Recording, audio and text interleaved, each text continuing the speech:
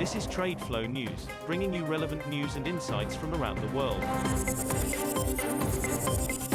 TradeFlow News, enabling trade for SMEs and economies worldwide. These are some of the key topics that we will be looking into in today's program.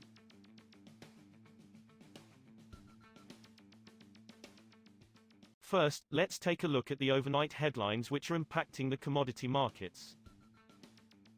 The arbitrage window to ship U.S. West Texas Intermediate crude to Asia has narrowed as tanker freight rates surge, while strong export demand pushes up premiums for the grade to multi-month highs, trade sources said on Tuesday.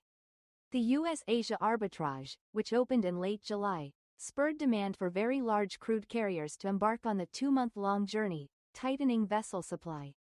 U.S. exports to Asia will jump in September, Kepler's provisional data showed, with buying led by South Korea and India. Asia's U.S. purchases also include the first cargo for Pakistan's largest refiner Seanergyco and Vietnam's first import for this year. Oil prices declined for a fifth consecutive session on Tuesday, as a preliminary agreement reached between Iraq and Kurdish regional governments to restart an oil pipeline added to oversupply concerns. Brent crude futures fell 34 cents, or 0.51%, to $66.23 a barrel by 0639 GMT, while U.S. West Texas Intermediate crude was down 29 cents, or 0.47%, at $61.99 a barrel. The prevailing theme is still concerns on oversupply, while demand outlook is still uncertain as we approach year-end period. The restart of KRG pipeline has also been putting pressure on prices, said LSEG senior analyst Arne Pham. Moving on to the top news in the energy sector. Norway's combined oil and gas production exceeded an official forecast by 2.6% in August, the Norwegian Offshore Directorate said on Tuesday. Norway is Europe's largest supplier of natural gas and a major producer of oil. Output varies from month to month depending on maintenance needs and other stoppages at close to 100 offshore fields. Overall oil, condensate, natural gas liquids and gas output stood at 0.670 million standard cubic meters per day, equivalent to 4.21 million barrels of oil equivalent, an increase of 0.4% year-on-year.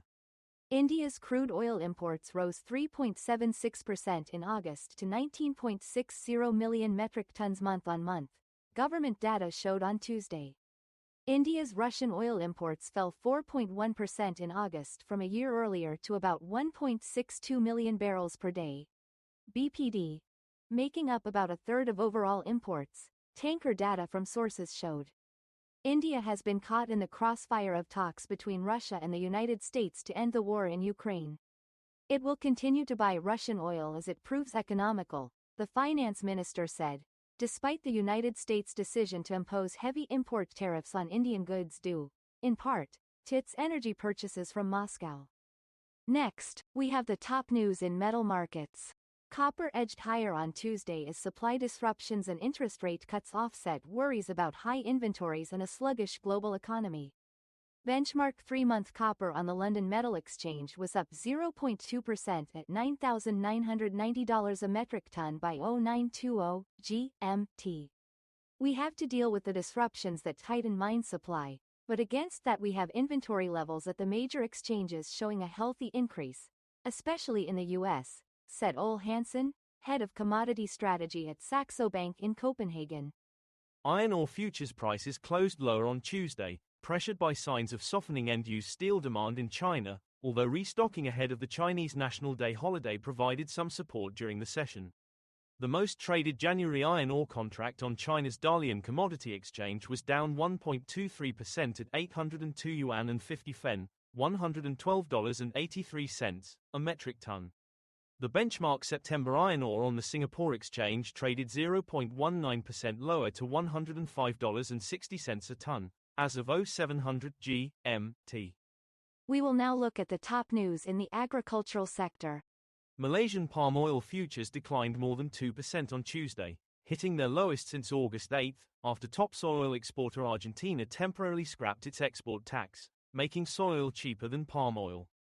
The benchmark palm oil contract for December delivery on the Bursa Malaysia Derivatives Exchange slid 102 ringgit, or 2.3%, to 4,341 ringgit, $1,034.56, a metric ton at the close, after a 0.41% rise in the previous session.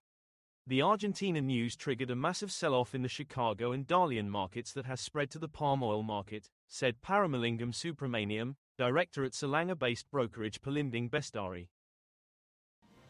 That is all for today's news on commodity markets. Stay tuned to TradeFlow News as we continue to provide you with more updates.